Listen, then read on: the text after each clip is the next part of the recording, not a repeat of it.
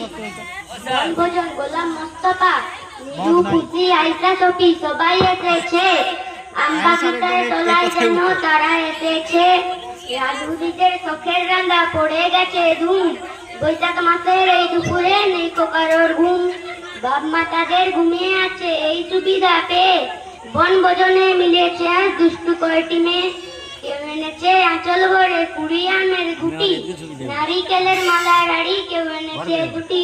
কেউ এনেছে চৈত্র পূজার কেনা রঙিন ঘুড়ি, কেউ এনেছে ছোট্ট বটি, কেউ এনেছে ছুরি। বসে গেছে সবাই আজি বিপুল আয়োজনে, ব্যস্ত সবাই আজকে তাদের ভোজের নিমন্ত্রণে।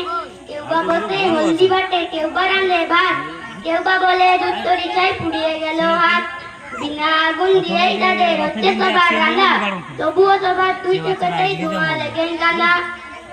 কমর গলাও কেউ বা চাকে, কেউ বা চাকে নুন, বারে বারে অকারণে সেই বা কেউ খুন।